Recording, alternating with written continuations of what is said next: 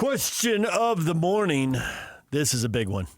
BYU is in the exact same position as last season. They're 9-1. I know. And they are 6-1 in conference. Going on the road. First time they've been 9-1 since last season. Yeah. They need to win the last two games to reach the Big 12 championship game. Why will this year be different? Now, I suppose if they win, they get in automatically. They don't necessarily need it.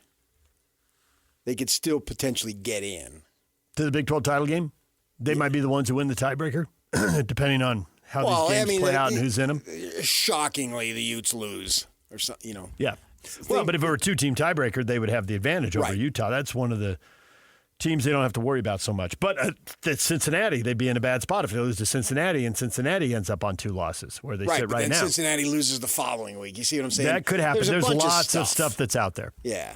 Not likely. The idea being for BYU, win the freaking 2 games, and it really boils down to beat Cincinnati. You beat Cincinnati, you'll beat UCF. There are, to me, 3 potential answers to this that can all be argued. BYU's in the same position. Why will this year be different? One potential answer is, well, because they went through it last year.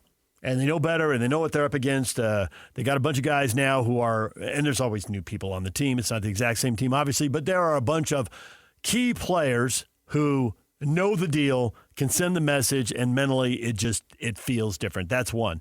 2, I think the schedule is more favorable. Last year, in Game 11, they were going to play the eventual champion. They've already played Texas Tech, who would be the equivalent team this year. And they've already played Utah, who would be the closest thing maybe to another equivalent team. Now, they are on the road. That's the same. And it's still a quality opponent. It's certainly a game, that they could lose. So, one, the experience of going through it. 2, the fact this schedule looks a little more favorable over the last 2 games than last year's did. I think going to Arizona State was a tough one. And the third answer to this is it won't be different. They will lose another game. And but to me, those are the 3 answers that sit out there. Yeah. Aside from the obvious, they're better. Then they do have new guys, right? And I would take it a skosh deeper. All right. If it's still just on paper, is in the 2 ball games they lost, and it's not slamming on the kid, but he did throw 2 big time picks. Okay. Yeah. And they're going to play turnover-free football this year, and they didn't. Takes care of the ball. Only 4 picks all season long. Yeah.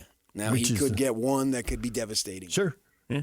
Well, you agree. That's one potential answer to this is it won't be different. They will turn the ball over and they will lose the game. Yeah, but they could still – they're not going to have a high percentage of turnovers. That would be completely out of character. So I have to go by what I've seen. But 1 or 2 key turnovers. And maybe they're a fumble, not a pick. Maybe it's not the QB. Right. Or he fumbles, whatever. I mean, at Texas Tech, it was on special teams. So they could withstand those turnovers. Beat Michigan, turn over 5 times and win the game? That's outrageous. It could happen. It's not shocking. It does happen sometimes. You just, when you go with the analytics, you're basically playing the odds. Mm-hmm. But teams do win 2-1. Right. I mean, they have those. If you just dig deeper in the analytics, like your win percentage, when you win the turnover battle by 1 or by 2 or by 3, the number changes. Lose by 1, 2, or 3, the number changes. Understood. And we'll never, ever, ever know. But I believe if that last pass, not the last one, but the next to last possession, wasn't picked off, they beat ASU. They had all the mo. They had the momentum. And ASU needed a big play, and they got it. They got it. Yeah. They got it. They were. I mean, you can argue that. We don't know, but you can argue it. Their backs were against the end zone. Yep. On the field, you could feel it. You could feel the tension from the maroon and gold. It's like, oh, my goodness. It's slipping away. Yes. And he overthrows, what's-his-face, cutting down. We had him on the show each week, across the middle. And they pick it off. What was his name? Come on, his dad played in the NFL, played for the Cardinals. We're struggling. I will get it for you shortly. That was last year, man. It's irrelevant to the story. It's right at the tip of my tongue. I can see his face. I can hear exactly. his voice. And he even said, that ball catches me in stride. I got the angle. Uh-huh. Which, if you look at it, it's hard to argue that. But it happened. That's life. That's football. So, Darius Lassiter. yeah. I'm like, I know it starts with a D. Blockmeyer takes better care of the ball. Don't worry, Yaki gets worse, not better. It's all potentially, though. It is all Because potentially. Yeah, you don't know in that situation. And you could say ASU's better than Cincinnati at the same points, and we can buy that, right? NFL receiver, NFL running back, superstar running back in college, no doubt about that. But at the same time, the week before they had lost to Kansas, which I can argue was not better than TCU. And so they took care of TCU. So as far as the argument is, they're better equipped this year. You don't have to look at this week. You look at last week. And same situation, only the difference being you'd already had a loss. And here you didn't. Last year you didn't. But the way they played last week, it was like the resolve was there, the understanding of the situation. Hey, we're not going to blow this. Not like we did last year. And that was a devastating loss as it turned out to be, because it's a team you should have beat, whereas the Sun Devil game was a toss-up. And toss-up games, someone's win, someone's going to lose. You should have won the week before. And that week before was TCU, and they put it to TCU. So with that in mind, you got to believe that the team is better equipped.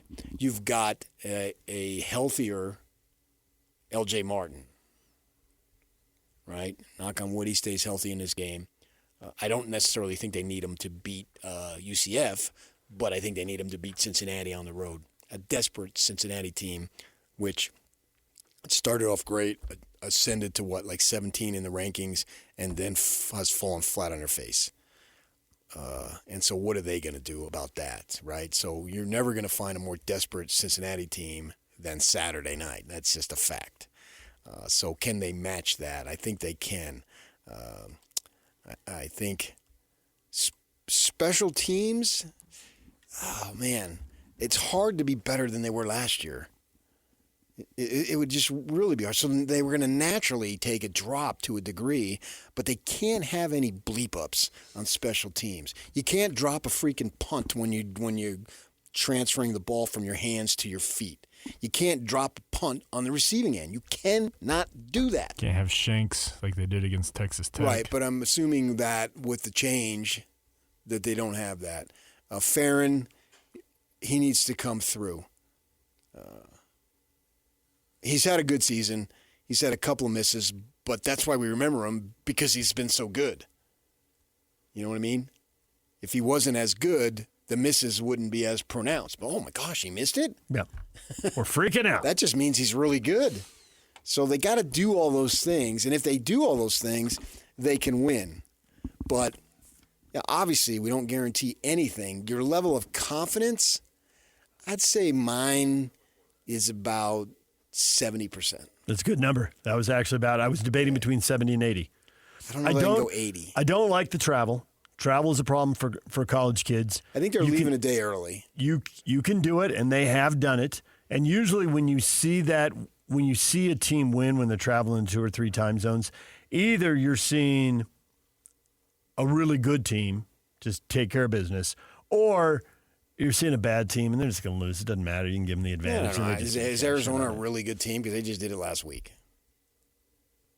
Is Arizona better than BYU? No. No. And they just did it last week. To who? To Cincinnati. Cincinnati. Thank you. That's what I don't know why talking Kansas about stayed on the brain after the interview. I'm like, Okay. Kansas. No, I bring it up. Literally, Right. I watched the entire game. The math is there. Did Utah break something in Cincinnati? Is there something about, and also I think then they were a straw. I get it. But look at paper tiger. Is that the expression? Look at their wins. Where's the win where you're like, Iowa State. They played. That's the one. That's their best win of the year.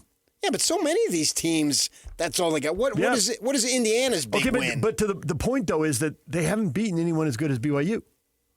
Indiana's big win is at Oregon. Right. And what's but Oregon's my point big is, win? you only got like one big win. Yeah, a lot of these teams. in these gigantic leagues, you got to play a bunch of teams that are in the middle and a bunch of teams that are at the bottom. I don't think anybody breaks anybody. That's no, we broke them. Okay. The Devils freaking got worked by the Utes, and then the next week they come back and beat Tech. They didn't get broken. Not everyone loses gets broken, but sometimes now teams the quarterback was back, so that's the obvious. But still, you got run off the field. Since they got good, that's their worst loss.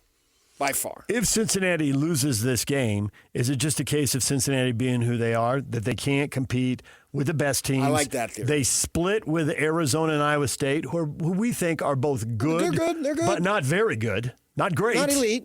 Right. But good. They didn't play, dangerous any given game. They didn't play Texas Tech, right? Well, maybe they'll get them in the final. I don't think they're getting there. I don't think they're getting there. I don't either. I still favor BYU to win. Is Sorsby He's good. But is he playing through an injury right now? So Yes. he's going to get through. Yeah. And He how was bad is limping it the other day. Yeah, because I thought he threw off his. It looked Yeah. like he was avoiding contact against the Utes and And he throwing off his didn't back run foot as much. and sailing stuff. Yeah. Right. And on either side of those games, he didn't throw for any yardage at all. Now the Ute game, they had to throw a lot because they got behind by a lot right away. Mm-hmm. They couldn't run their way back into the game. So in the game where his numbers, I mean, at least he threw for 200 yards in that game. He hasn't thrown for 200 before or after. No, he's not the same. And maybe he's throwing off his back foot because he can't push off He and can't drive move through. Right. to the level that he could earlier in the season. So that's another reason that BYU wins. Yeah. Okay. I agree. That Sorsby to win, Cincinnati needs Sorsby to be really good. Well, he soars. And he soars, and physically he just can't do it now.